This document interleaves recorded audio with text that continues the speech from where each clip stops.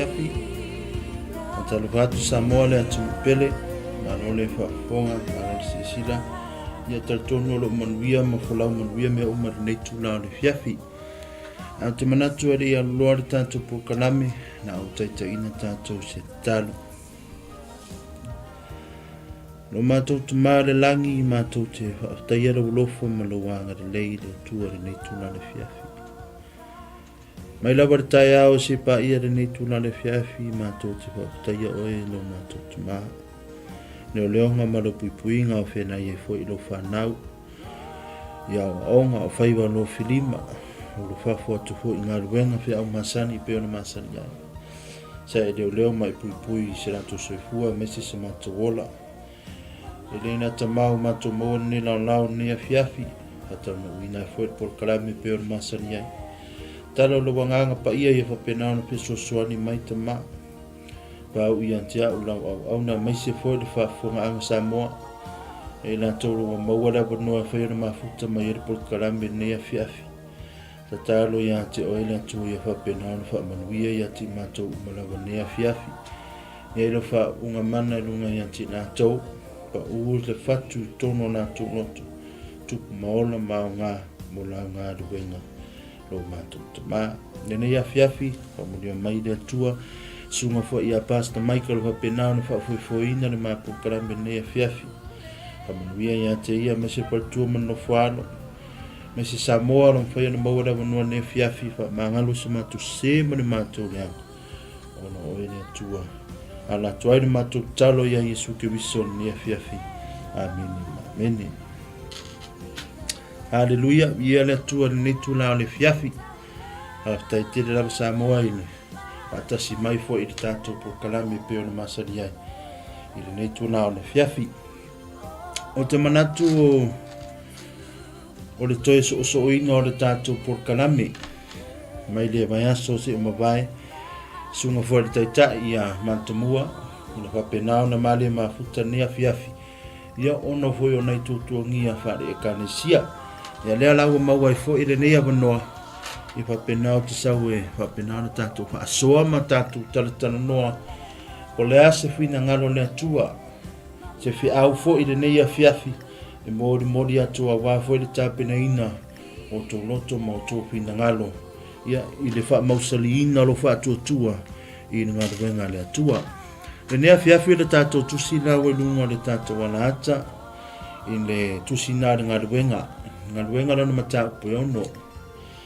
Ana na fai upu na mua whanga tarifitu tātou te fia taratara noa i nea fiafi ma tō manatu iai po le ase fi aulo whapenao na mana o le atua mori mai mo i tātou le nea fiafi. Nā la ua iai le talana i nā i le tō whinga o le au tō fitu. Amen. Ai si tātou toi la ala i titi ai tua ma tātou toi manatu ngai i verses ngai kua aku o le mata upu e lima. Ona e na manaia i o se whi aura o tātia i nā. O le tātou iai le sauvalinga, o le a mata ina, o le urua e kalesia i le whenga fōu. Amene, leo fatua e wa ai ai ma tau sila iai, i le upu leo le e kalesia. See the church building in the New Testament. O waaila iai le whainga kā o ngā ruenga o ngai apostolo.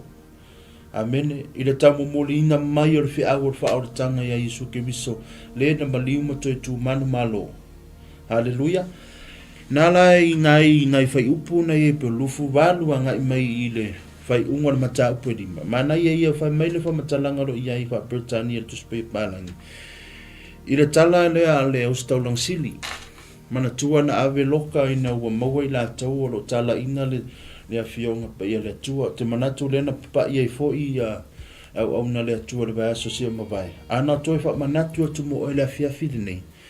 Ona e iei taimi e sai ai ta ua e taimi e o ai whawhita auri ma pupunga i ai ta ua. Ona o le tala inga o le suafa a Yesu Keriso maratara lei ia Yesu Keriso. Amene. I le nei nā fiafi.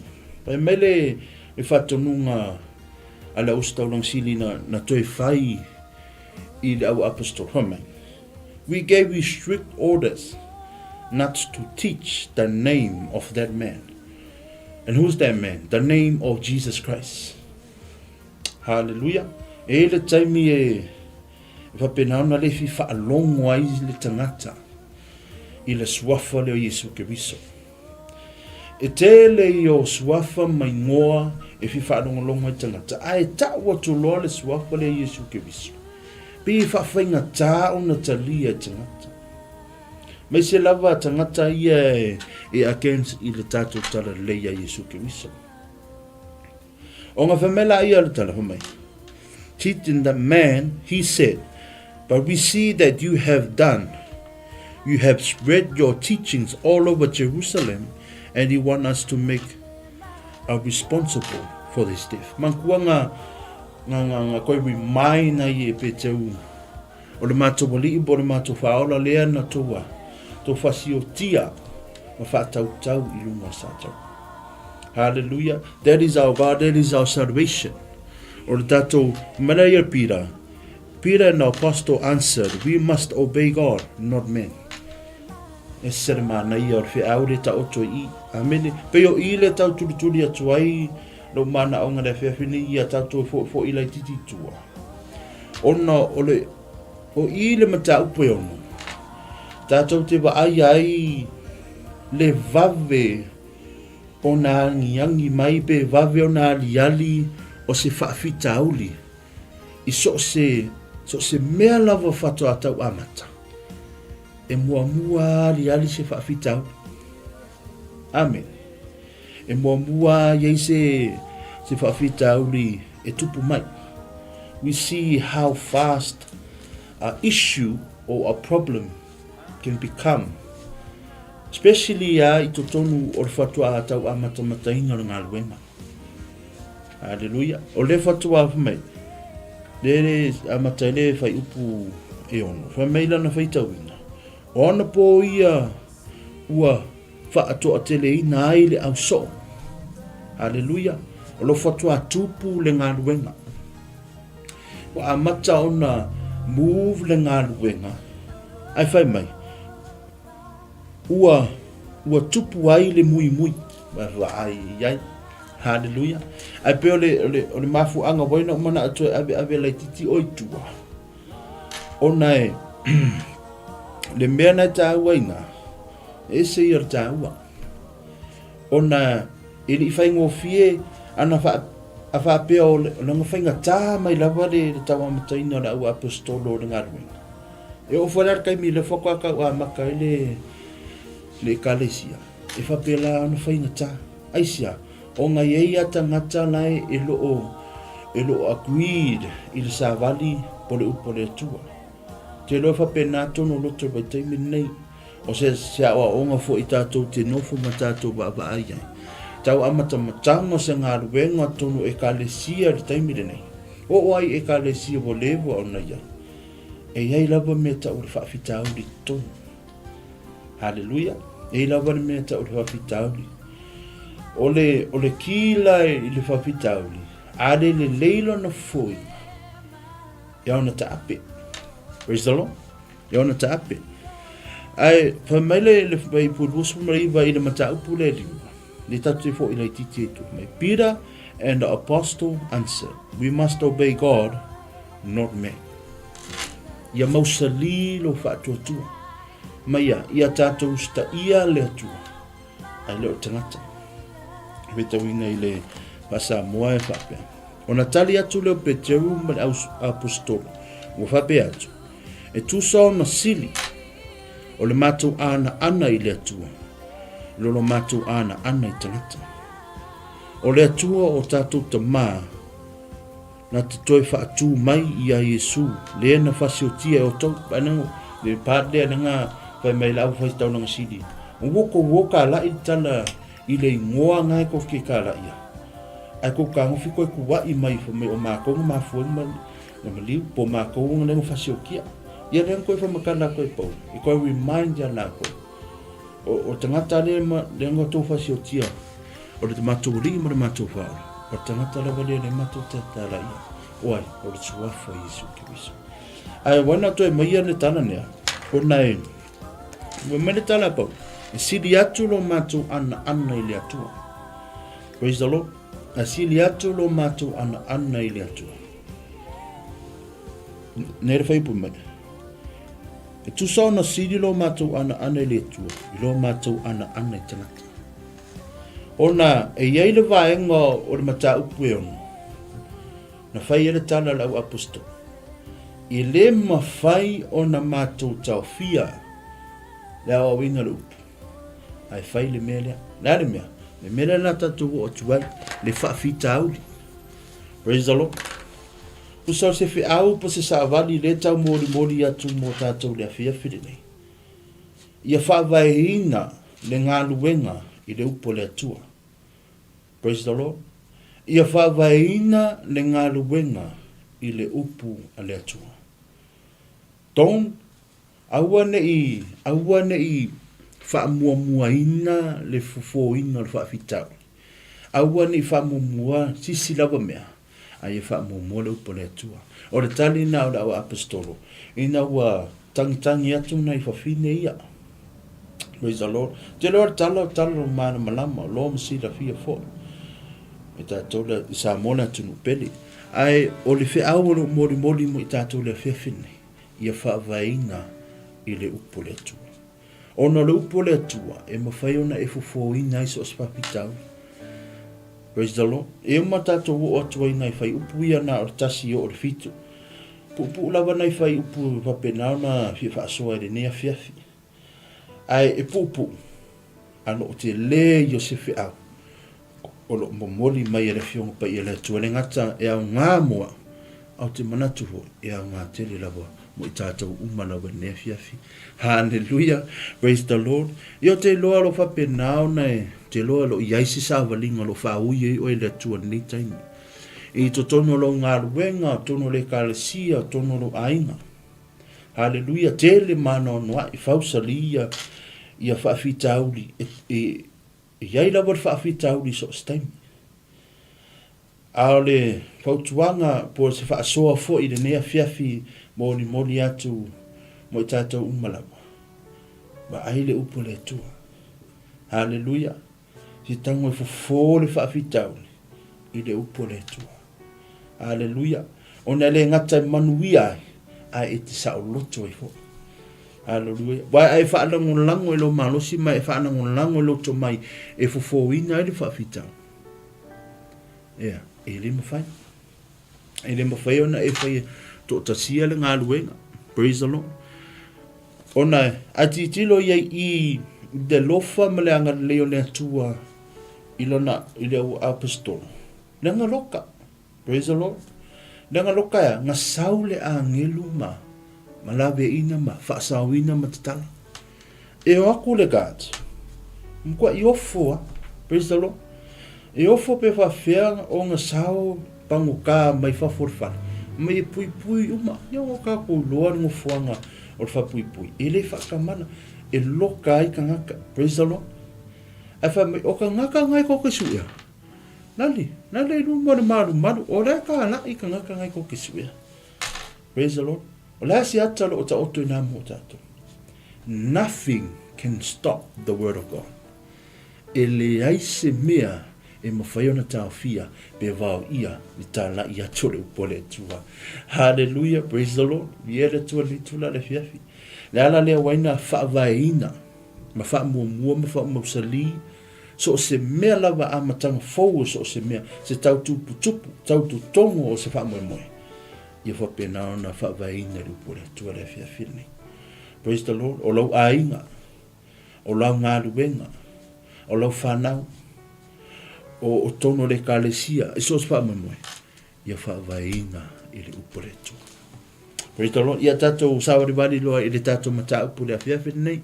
Nana mata upu yono. Nai whai upu na mua whanga tarifitu. Mo le nei vai aso. Ia toi tuli tau mala i o tātou pukarame. Mo la vai aso pe au le ola marmaros. Ia ona toi so atu la i le tātou pukarame. Ona e mana ia tele. e mana ia tele nei mata upu o ale tato tusi ngā ruenga lo whaasosoro mo nei tausa. Ia, awa fo se wha mausalia i o lo ulanga whaasotua mo lo ulanga taritonu. Ia, awani whapena ona manu malo le whaafitau. Awa fo i nei manu malo se tangata whaiatu ia te oi awa. Awani o tui whaalungo i tala ia. Aia, ia whapena ona i loto tele. Mata rai pe fina ngalo le atua. Amen. Maile le whai upu mua i le tato tusi whaitau. Praise the Lord. Tua lawa mawai atu meia na ua umai ona umana whaile fono. Hallelujah. Whaile fono la ustaulang sili. Ya, ma la ua apostol. Whamea, na fue. Na fue toi whaatonu hue lai. E aua ni koe kala ia. A whamere whai unga sisi unga le maana ia whamei. Ua ususta i lato ia te ia. Ua ami foi lau apostol. Ua sasa ia te lato. Ua whai atu ia te. So ia le tautala i le ngua o Yesu. Ona tu inatu lea e ia ia te lato. E o. Le ua uma. Iste kene me sasa oe. A koe saumur whako awangu ko kalai. Me ngau. Pa listen. Pa longo la le tali o lau apostol. Ona o lea o i lato. Na i luma o le fono. Ua oli. Praise the Lord. Hamaya.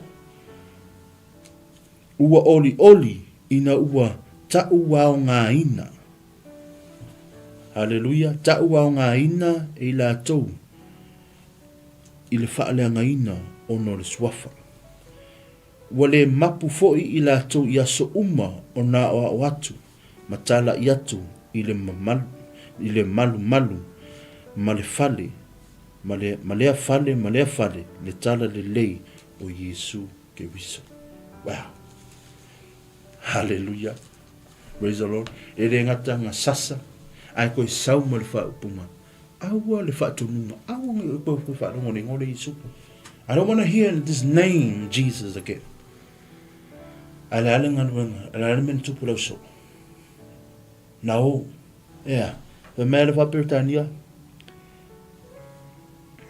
as the apostle left the council, they were happy. Praise the Lord. They were happy because God has considered them worthy suffering, disgrace for the sake of Jesus. And every day in the temple and people homes, they continue to teach and preach the good news about Jesus the Messiah. Praise the Lord. Hallelujah. O langona nai o ia te oe. O le toinga oli nai o ia te oe. Le kerisiano po tātou le tangata whaatuatua i le tātou i o Yesu Keriso. Hallelujah. Pamaya, we ino sia o e tangata. Ona e tupu. It can happen. O tau wa ai nei tangata i alo whaera ngā luenga o le wha malosi ino whuanga whaitele. Praise the Lord. Pe o siopi, pe o mākeki, o wala, so se mea. Whamea e whanonga lai tangata ngai au tawha oe pa e ko ki sau wari whiko whaka.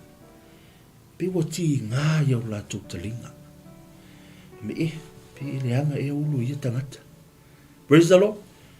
Hallelujah. It happens. Ua matau na whai tangata i te oe. Kangola, put yourself there. I se e vaela se e tangata ngai ta ala ia marifina ngalo Yesu Keriso. Na tamu whai longo mai tangata lau tele. Le upu le atua. It's not their word. It's God's word. Le upu voi le nea whiawhi. Elo se upu a. O le upu le atua. Whaunga inga le awanua. E whapenau na tātou whaasoa ma tātou. Taratara noa ma tātou. Tō manatu e le nea whiawhi. I le whaunga inga o le upu le atua. Amen. Praise the Lord. Aiwa ailai. O mea ia tutupui. Le tutupu vai taimi ne. Praise the Lord. O mea ia le tutupu i le waitau lea. O lea la watupu ni waitau. Tato wa aile taimere ko wiki lenga whaasa inga koe whaingi loku ma a. Aya, nga ke amalia kua nga yoinga mo mai lei al tiapolo o le fili tau mawhaia e tahofi le upu. Praise the Lord. O le mafuanga na whamaia nganga le e toi fo i kiki ai kua. Just to remind you, ai le yo o mai I le fofoino whawhitauri. O ngā ele verse I le whai upu o le mata upu yongo. Wainga umana o e te toi fo I ai tua. O na whai mai le tala le lo tonga ka oako. Whai mai le tala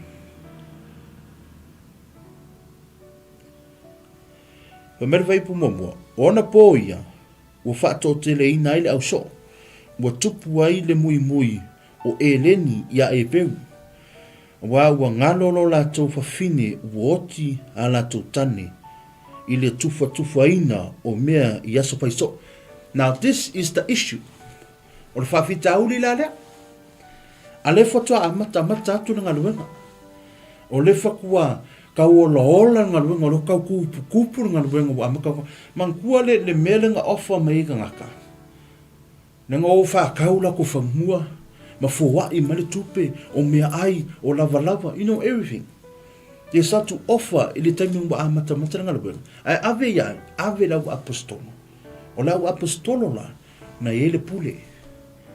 Hallelujah. They gave it to the apostle. So the apostle has the authority over things that people give. Money, could be clothes, could be food. O le ala walo fua ina mai. Nana tato vai I tala ia na tato tala noa atu fo. I verses ia mbana mata upu ia mawai atu ngai lunga. Yo o mana I. Lua amaka grow le Galuega. A very problem na wosa mai. Amai e ku fa ngoi. Ai fa ngaro ngai finge o maliunga ngai la tutani. Praise the Lord. Hallelujah. Ale maria ia la o fafine ia. Ale maria fine ia. Fa mai. They are Greek but speaking Jews. Hallelujah. They are Greek but they can speak in Jews. Mai o lele. Ai lo fa e pe.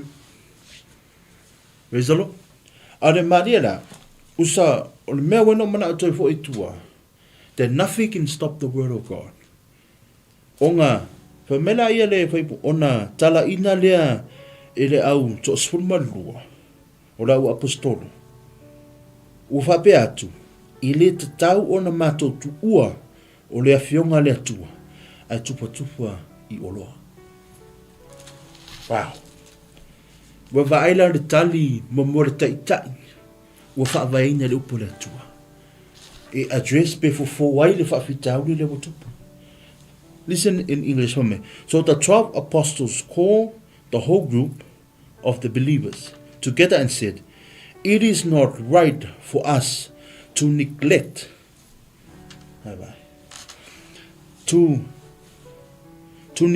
the preaching of the word in order to handle the finances. In any other ways,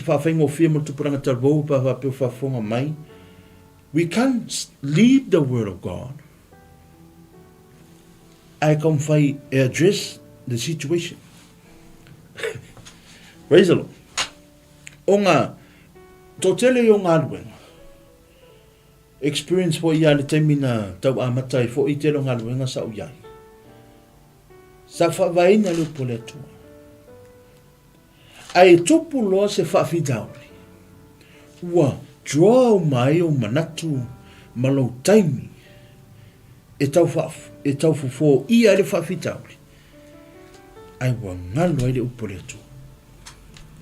Pero lala lea na waina wha autuinga le tatou wha soa le whewhine.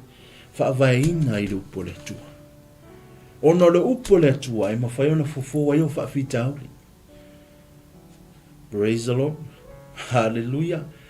O le upo le atua lo iai le tali o whawhitau. Le la tata wu o tua le tali.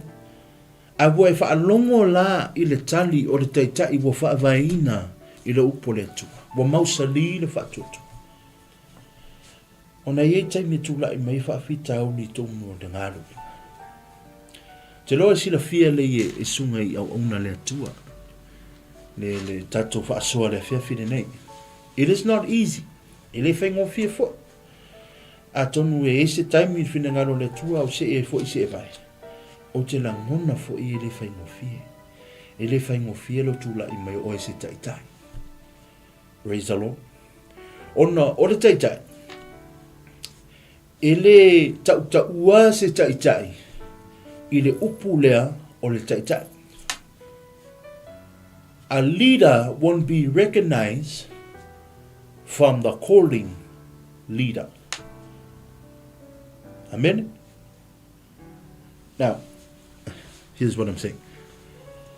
O le upu taitai. E whaararo tangata le taitai. O le upu taitai, right? Ai, e le tana ngoala tangata ua avea o le taitai. Ai tana ngoa ina ua le leilo taitainga. People don't talk, well, you're a leader. But people talk, you were a great leader. Hallelujah. So, tere tangata taitai. Ai le leile la tu taitainga. Mau mai le mele tau pa so le fia fil nei. Fa pe ila lo va ai mo tangata taitai le lei. Hallelujah. Nai mau sali ma fa vaina I le upo le tua. Wa ai la le tali o taitai. Hame ele ma fai o na mātou tau fia le mātou ngaruenga na mātou o mai le fa vaina vatu ya te oto. Le wa tupu maola ngaruenga. We can't stop it. Ele ma fai o na tau fia ngaruenga. Asia makua koe fo. E fo le mea ngai kangi mai fa fingi. Por mana ongo tina. Praise the Lord. Hallelujah. Amen. Ai ni o tula tari. Well, o ke kango ku uai au I fa fine ia isi taimi. Ke lo kai mi fa pe ngai tatou. I ko ke fo mai ko ni ngaruenga. Then we expect things. Tatou te fo mai tono ngaruenga. Tatou te va ai lo wo tele mea. O nga kaku va ai la ia. Praise the Lord. Ko ngofu mo fa kali po la se me. Hallelujah. Fa lo le kalesia. But ia tatou uloa, tatou te leo mai nā mea. Na tatou o mai, ona wa tatou talia Yesu ke viso ave mali ma whaola. Ma whawaina I lona upu. E le sili atu e le upu le atua, lo nā mea. Praise the Lord. E saoro la I o listo I ngā ma whaere ki o le breakfast o le kai au le lo. Ai kufa aku al whalau. E baku whala o koi, e kikiro koi ngai anga mea kof. E whaapaka o mara ko whala. Ai baku rang whala. E li whaapaka. E awa ke iaka ngaka o lai kausami. Ai mange e fōru ngal koi ngā whamu. O a ua sawa ra ulefia roku I. Ai wangu. E mei, ia awhi ngā me whaapaka o mara ko whala. Ai li whaapaka ra whala. Praise the Lord. You know, o le tala nā vatu. Ona e whapenala ngono tina ia. Mai o ia aku whalanga o ko e whawhia mako lewa e re ngaka o mako tina a wuto e marili o mako tani.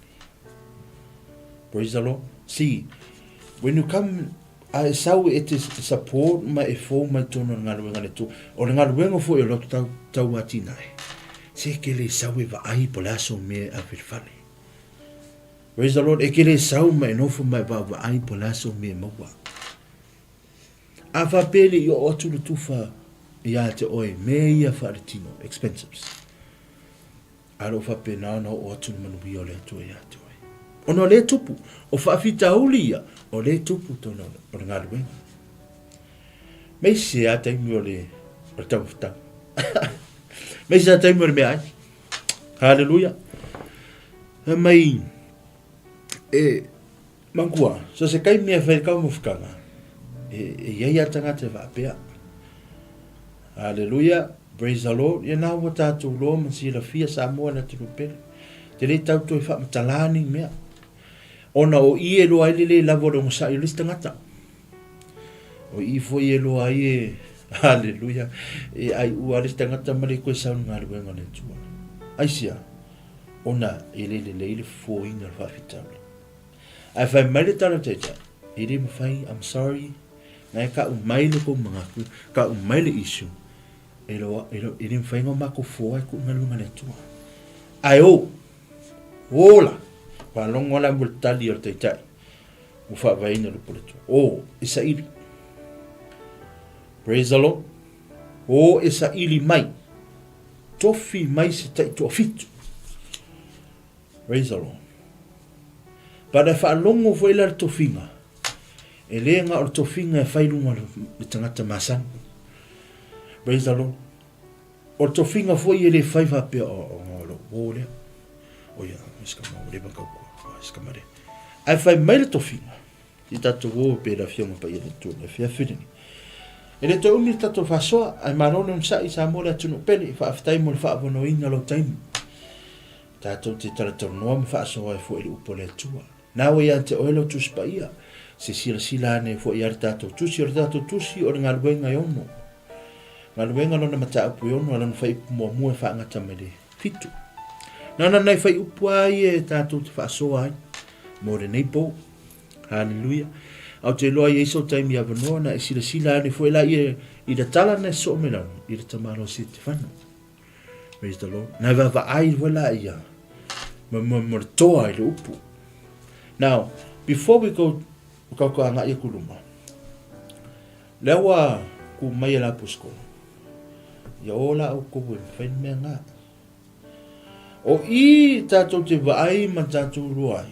Le tā ua o tofinga i to tono ngā ruenga. So se mea. Tono rau ainga. You can start from in your family. In your workplace. Leo ko wa ai ko ngā ruenga. E le ma whai le pule o na whai tō tasi ngā ruenga. Praise the Lord. Hallelujah. E le ma whai le tangata tō tasi. O na tau awere ngā ruenga tiri.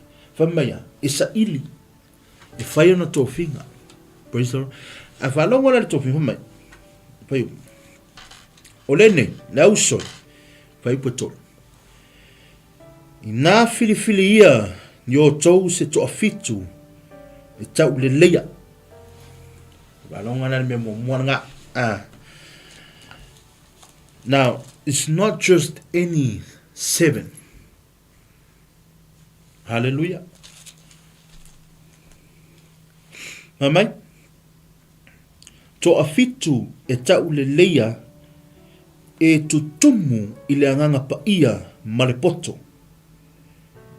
Ia mātou tō fia i lātou i le nei whaiwa. Wow. Wow. Ele whanu atua i se whautuanga mesi lawa ta ita i la fia while nei.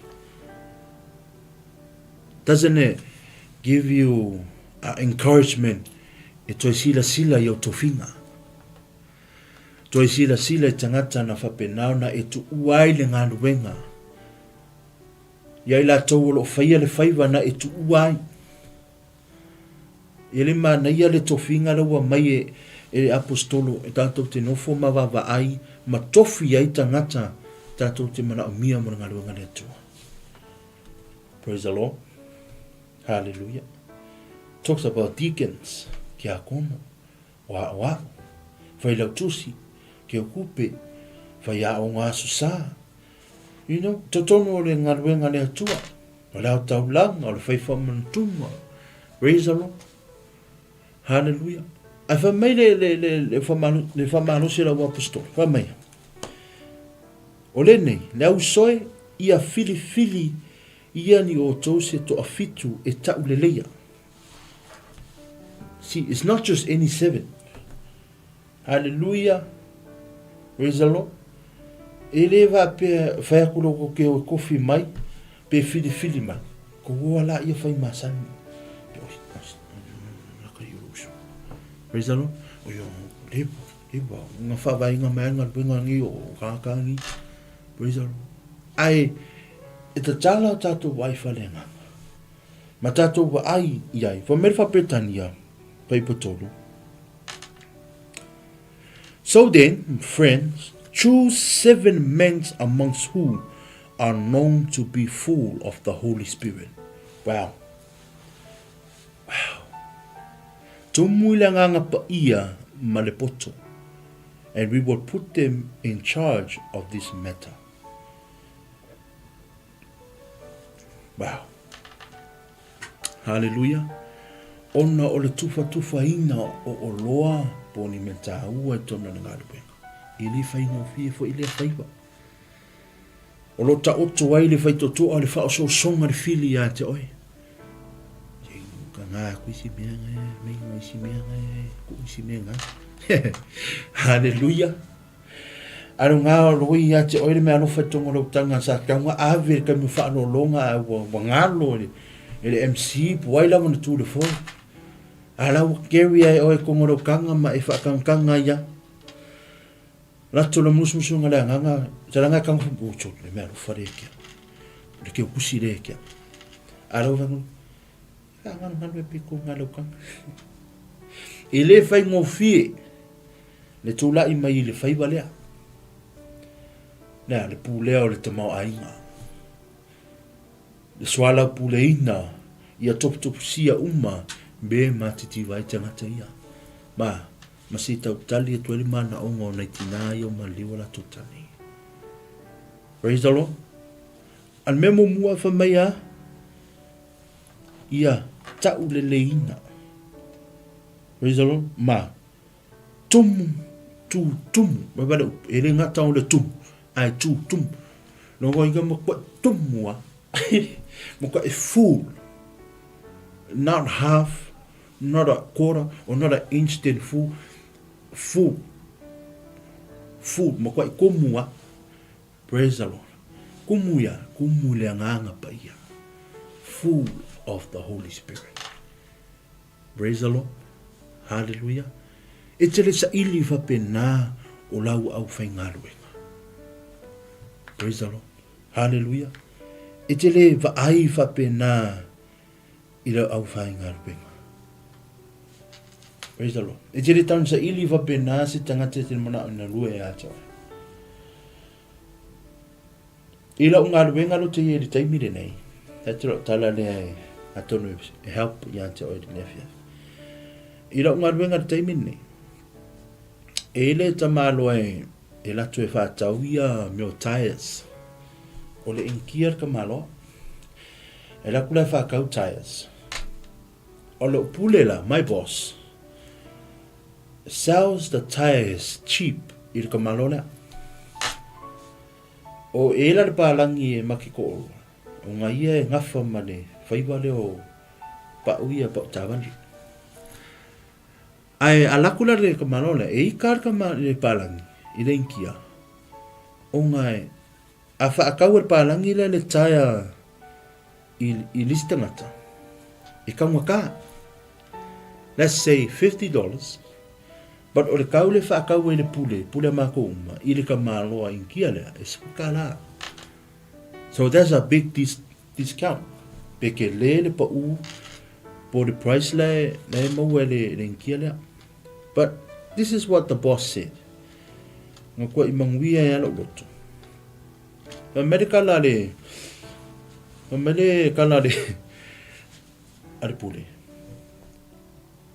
I'm not worried about money, but I'm worried about loyalty. Wow. Marikara kama, ele sili ya kia kupe. Sili ya kia whamau. Levang saule inkia le ya kia. He's been my loyal customer for so many years.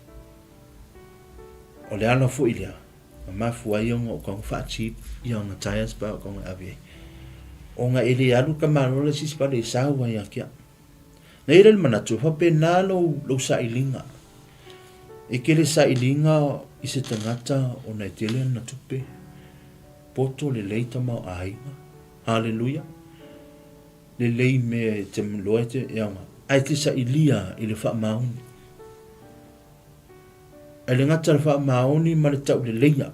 Tau le leia ni ngā nuenga. Ai toi sa ili i wha mele tana tusi.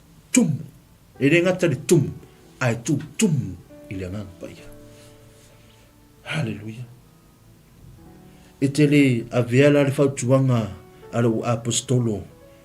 E whapena ona e sila ai I lau sailinga o lau team, mo le tau aveina o lau Galuega. Ona, o le tatu iai le tusilea, o le tau amata matainga o le kalesia, o le ua amata ona kurou le Galuega, lo nana halu Yesu ke viso tatu li faula, ai kuu I anga disciples. Le lau amaka nga kurou. Hallelujah. Le ua amaka nga vaai wari ia. Le ua amaka nga learn e lau apostolo. Le hard o le whainga tā. Le whainga tā ringa rubenga na whai le lato oli. Por tato oli o Yesu ke viso. Le lawa matanga lato lua. Le kioa a kofia I lato. Whai maspulua apostoli. Ono ringa rubenga e le whainga fie. Remember, you can't do the work alone. You need to have people. You need the chosen ones. E le ngata o tō fia tangata. Ai a whaavaina pe o le tātou urutala o le tātou pukalame nea fiafi. Ia whaavaina I le awhionga a le tū. Wow. Hallelujah. Can you say amen? A tonu we toi mana tu natu ne nea fiafi lau tō whinga I tonu lau Galuega. O alo whanau. Tō fia lo whanau I tiu te whai tonu a inga. Hallelujah. O le wau talavou. O le mafutanga tina. O le mafutanga tama.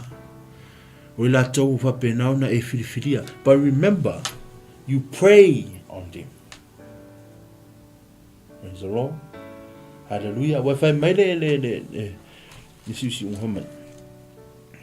Ia mātou tofia I latou I le nei whaiwa. Praise the Lord. Umano tō filifilia mai. Ni te ngata tō te loa e aunga. E le ngata tau le leia. Napa. E siri atu le tau le leia. Praise the Lord. Pea no whai atu. Leadership just sits there as a leader. But what people talk about is a good leadership. O le kai ka ia o le calling. Ai wainga fia ka ngaka mai longa lo kai o le lei o lo kai inga. Lela o tātou whaarongonongo ma tātou baba ai rea fia nei. I le lei o tai inga na apostolo. I le tō fia. Hallelujah. Martali atu. Ina ia fufua le whaafitauli.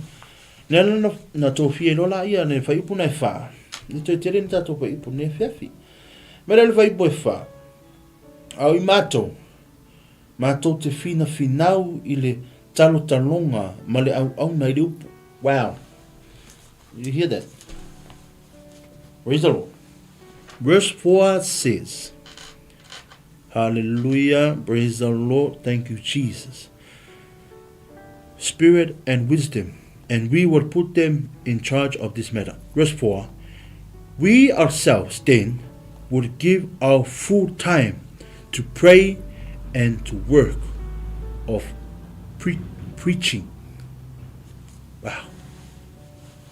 Hallelujah. O la se atalo o apena ona tatangia mo tato la fiafini. Hallelujah. Peno fai atu. Ia awane I whaalave le issue le wangiangi mai. Mai lau time I le tatalo. Mala o ino lupo le tua. Praise the Lord. So, basically, o le upu la fiafini nei, e au ngā tere mo o le taita. E au ngā le mo le tamā le ainga. E au ngā le mo le tina. E au ngā le mo le. So o se taimi lava a vea oi mas taitai. Mā nei ai o le verse lea. Nara mafuanga waina whaito finga. So, we ourselves, hallelujah, we will give our full time. Hallelujah. Full time on what? On prayer and work of preaching. The talo malelaunga ina. Praise the Lord. O le mafuanga na waina whai o tuwhinga. Ina ia, pēno whai atu le taimi a matanga na tātou proclaim. Ia awane I whaalave lave. be kango neglect, be detach yourself from preaching the word of God. Hallelujah. Ona e tele au ona le atua pena I witness so many servants of the Lord. And hey, it was a powerful, beautiful lesson nga u learn mai. Hallelujah. Ea, awane i sau fa la velave fa fitau. I lo taimi ma le upole tua. Awo fo ini tau fia le fa fitau. To tonu le ngaluenga. De la mai no le upole tua. Hallelujah. Malo tatalo. Praise the Lord. Hallelujah. Wa mai oile ne afiafi. Praise the Lord. Wa mai lo sa valinga. E se taimi te nofu ma le toi mafo fau. I la lofa ma le anga leo le tātou te maurilangi. Praise the Lord. E te toi nofo ma e toi mana tu natu mai lau sa walinga. I le aso ma le aso. Mai le tuana i se o me le neitai. Nofo mai toi mana tu natu ma toi mafo fau i le taimi sa tau amatamata i le ngā luenga. Le taimi na e ioi ai o Yesu ke wiso la wali ima lo whaola. Le taimi na fesili ai ta tangata i ante oi. Le taimi na e tu ai mawhai atu. Hey, our God is the greatest. Our God, He is the salvation. Our God is the answer. Your God is a false God. Le tue maratu nacho le taimi na whapena ona feso soani e la ngango le atu i ante oi. Wha loto tele ina oi. Taimi na fesili ngia ilo whaatutu. Was I do? Praise the Lord. O te nofu ma o mafo whau le aso ma le aso taimi whaino ngā ruenga. Ili anga le lei ma le lofu al tatu te maolelangi. Wa aftai le atua se tua alofa. Se tua e whapena ona o alava lo usese ma lo vai o whawhitau lu mea sa o whaia. Mana tu natu wai o mana tu natunga o vai o mata whalonge o talinga tau tala ilo mutu. Tango e o lima sa vale o vai me tu no loto. O me tu tupu le vāwa o matangata. Ai whawhitai le atua. O lea lava e whao ngā ina o le tangata. Praise the Lord. Hallelujah. Te loe. Mo lewa na fifa ngā ina o le atua. O lewa na mana o le atua e whao ngā oi. God wanted to use you long time ago. But like our scriptures and like our subject tonight, you have been distracted through the issues and the matters of things that just popped up. But God wanted to use you. You have a gift. Ngai te oe se mea lofa. Ngai te oe le taleng. Ngai te oe se ngā ruenga. Ngai te oe le tofinga. Ngai te oe le rou. Hallelujah. Ngai te oe le anga vaa e mawhai ona e ngā lue e tofinga whapene. Ai peitai. Ua wha le velave ma latu le whaafitauri. Ma ve eselo ma fufa. Lo tāu e lu mole tu. Hallelujah. Lasi melo wha ala pela vea i oe le nea fiafi. Lasi melo tamu wharite apolo e whai atu i ate oe. You can't do that. Who are you? How can you do that? Wafi vea nga e halu ma e sau whairi ngā rua ngā. Praise the Lord. Nea mo tātou wharongo nongo e le tana no tamu whaitu ave o yutu. Ea, na loka, na sasa, sai kia, kūru ma whamsiongo, kūru ma whongo. Hallelujah. Ai whai mai are tala ar ta māloa na toi tū luma o lau whai taurang sini. Ma ia whai tete la i tō mea whai tangata ia. A whai e mai le atua. Ele taape. Praise the Lord. A wape mai le atua. Ele soloia. A wape mai le atua. Ele pepelu. Hallelujah. Mai whai tete. Ona a tau tau matangata ia. O tau tau lava ma le atua. Praise the Lord. Hallelujah. Nai kua re kala. Nā koe whamakala i re ita maa loa ngara koe kuru mana. Whamai. A waku whafo na wapo skolo mo singa kaimesi whakuro kala le a kioko. Na toi whak ni ara tato wo yai. Mana i ara tato wo yai. I le praise the Lord.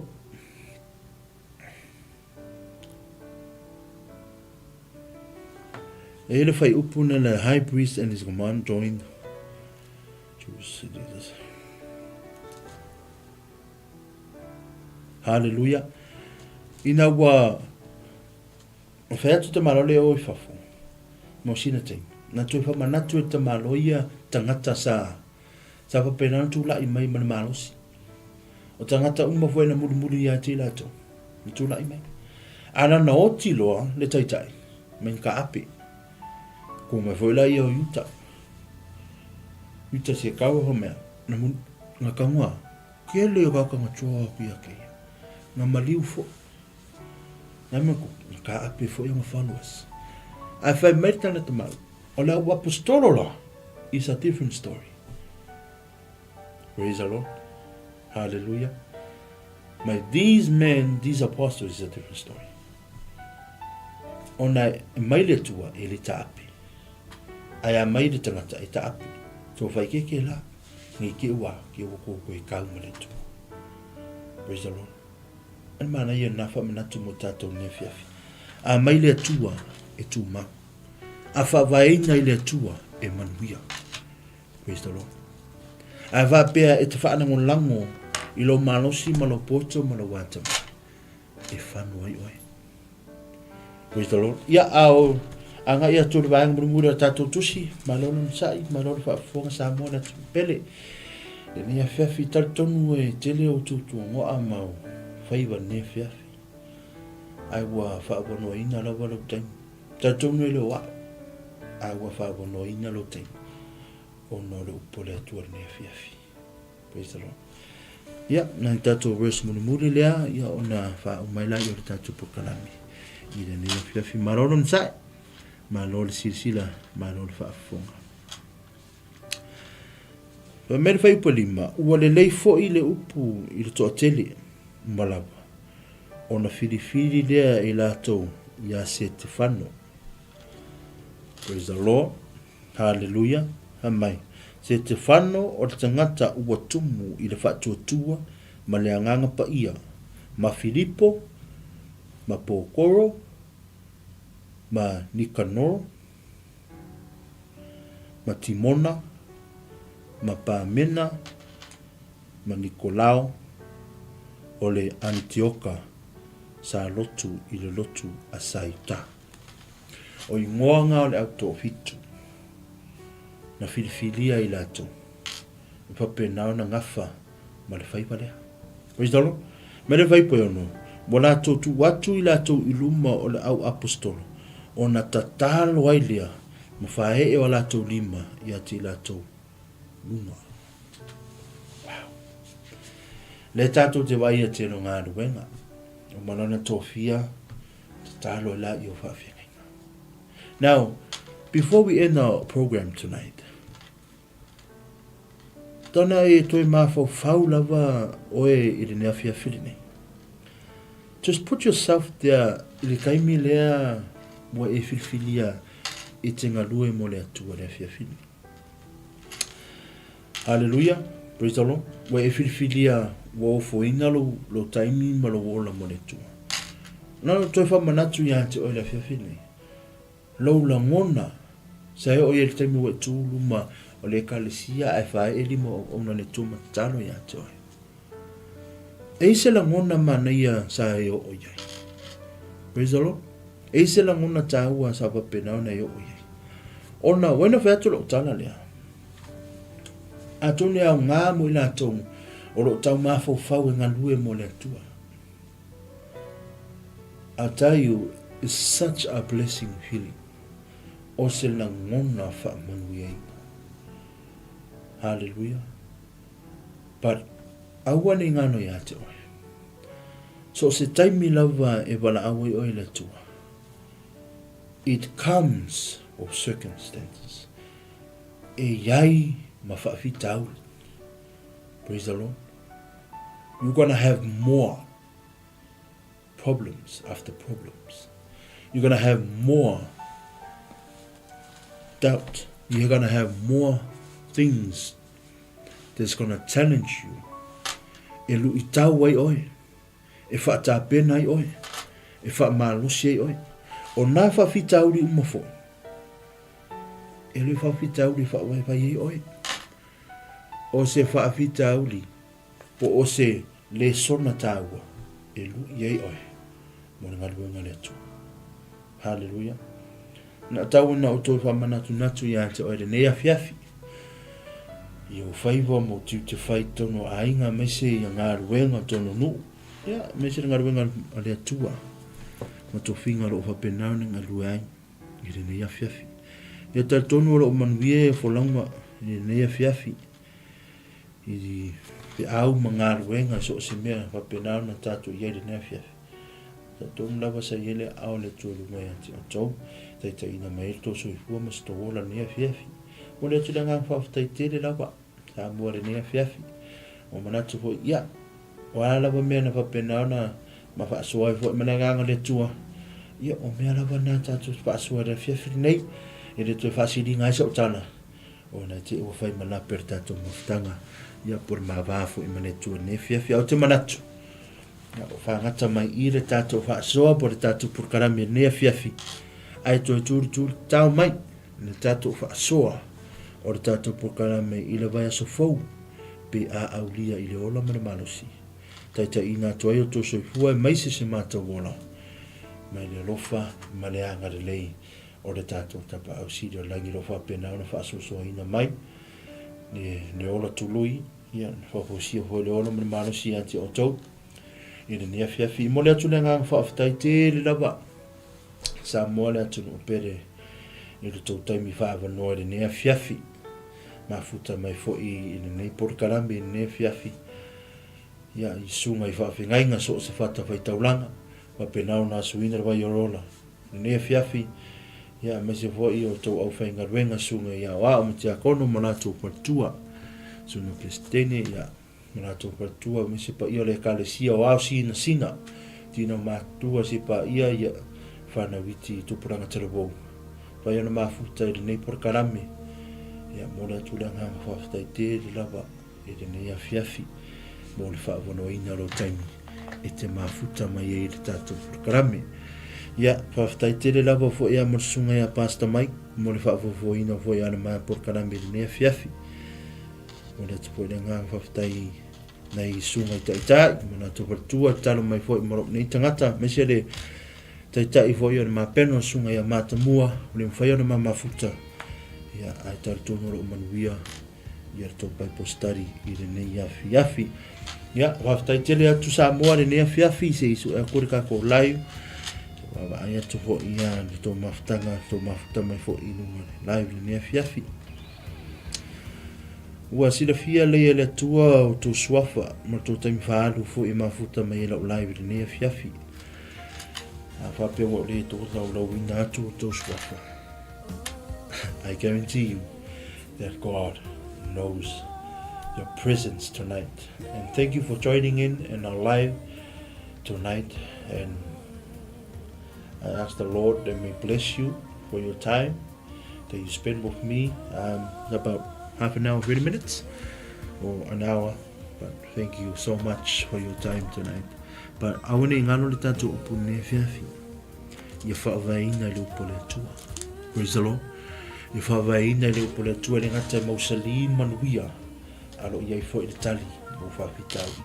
A wane a vera whaapitauli e distract ai oe ma le sa i ringa o lo taimi i le upu a le atua i le aso o le aso.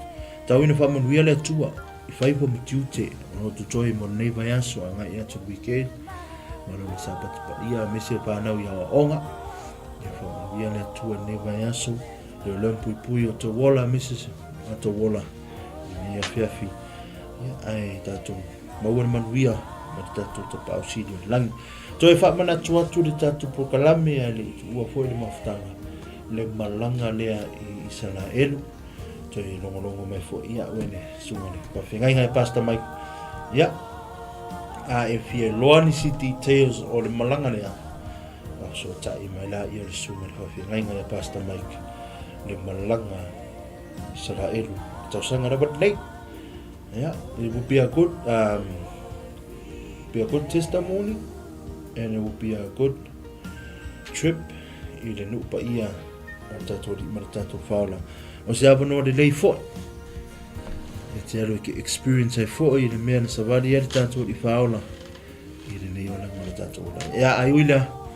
Ia fa tai tele lau Samoa, mo fa funga la fo si tala o le tau tamari i o tau fa funga anga le tua. Manea fiafi Samoa na tulu pele. Ya, vale le tua o tau fina ngano. Ma ngano se leo vai au na nei. Ya wai la batai mi re atu ai fo. Ni tangata. Ya i le pole tua.